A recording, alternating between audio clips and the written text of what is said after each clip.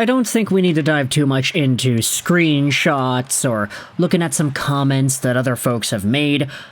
I just think we can take it at face value. Acknowledge what has happened and acknowledge how things have gone for this former Detroit Red Wings stud, gritty hitting, goal scoring, top defending player, and how he ended up getting ran out of town. Because right now, Edmonton Oilers defenseman Jake Walman is making Steve Yzerman look silly. And I know there are a number of reasons why you can debate that statement and say, oh, he's not making Yzerman look that bad. There has to have been something that happened behind the scenes, and as a result, it was so illogical to see the Red Wings make the move they made, so you can't really say that Yzerman is looking too bad here. I don't know, there are a number of arguments that you could go out there and present. But I wanted to have a commentary here about Jake Walman of the Oilers after Game 1 of Edmonton versus Florida. Because, of course, as a tertiary Red Wings fan, this guy kind of puts my blinkers on whenever I see him doing things out there on the ice, whenever I see him getting minutes, and whenever I see him making plays. Because yesterday, in Edmonton's Game 1 victory over Florida, Jake Walman played 23 minutes and 7 seconds. I get it, it was an overtime game, and the game ended with like a few seconds left in the first overtime. So Walman did get a little bit of extra shifts here and there compared to a normal 60-minute hockey game, but it doesn't shy away from just how effective and how unsurprisingly good he was in yesterday's game number 1. This guy was putting his body on the line. He was blocking shots like crazy, he was eating hits, he was dishing them out. This guy was a total warrior for the Edmonton Oilers.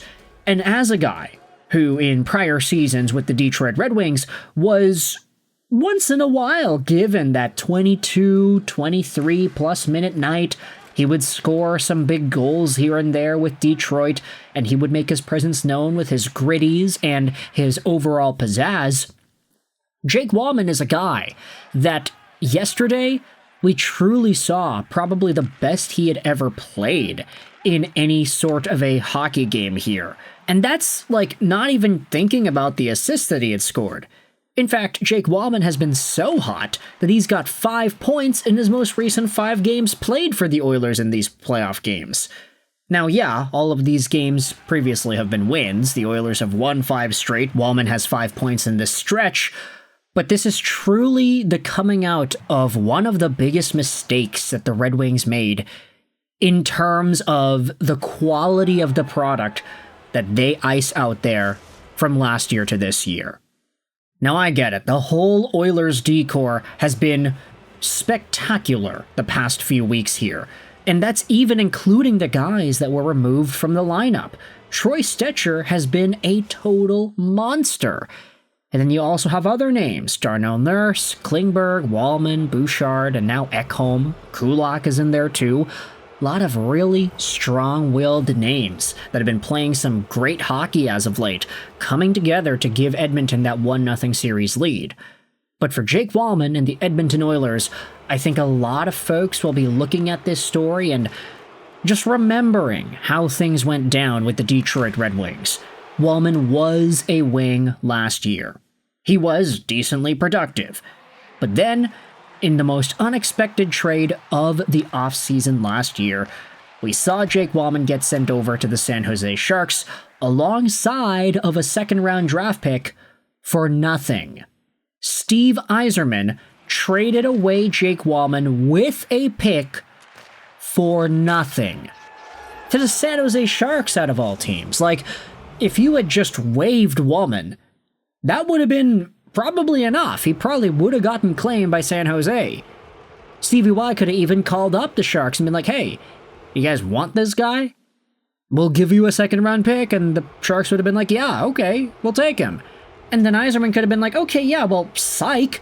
Just kidding. I don't want to trade away a draft pick to get him off my team. I'll just put him on waivers. You can get him for free there because you will be the first priority team. It makes perfect sense for that to have gone down that way, but nah. Stevie Y paid a price. And a lot of folks have gone out there and tried to ask and pry, get the scoop as to what happened or why Stevie Y came to that conclusion that that would have been an appropriate trade to make. But every single time he responds and says, no, I'm not going to expand on that. I'm not going to give any answers. I'm not going to expose all my thoughts here.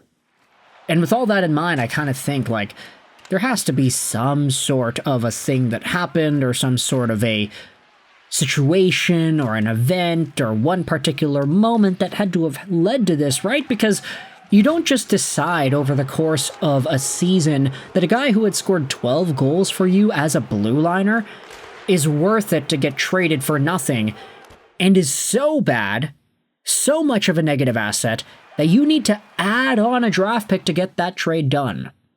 Whatever it was that happened, I guess we'll never know. But you have to go out there and at the very least respect Stevie Y for making this trade known and not throwing his guy under the bus.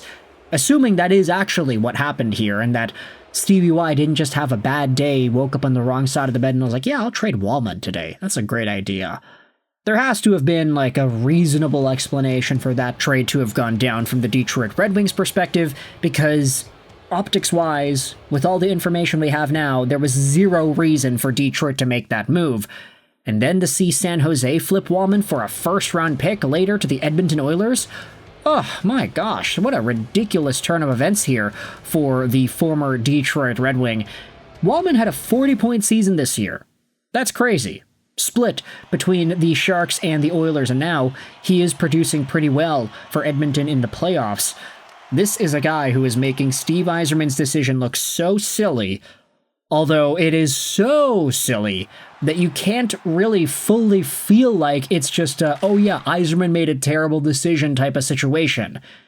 There's so much lopsidedness in this trade and the Walman story as a whole that there's no way it would have been just a run-of-the-mill trade this guy because whatever situation. Right? I don't know. That's not really the point of this video. I wanted to just go out there and talk about how well he performed in yesterday's Game 1 against Florida, but I guess the Detroit Red Wings conversation is always going to be there in the background, and a lot of Red Wings fans will go out there and continue reminiscing on the player that Walman was for Detroit. Just the level of offensive capability and the swagger, the gritties and all that. It was a very unfortunate trade for Detroit, let's just say. And so with that in mind, I want you to let me know your thoughts in the comment section below. How do you feel about Jake Walman and his performance for the Oilers against Florida? And what are your thoughts on how he's making Yzerman look silly with this playoff run?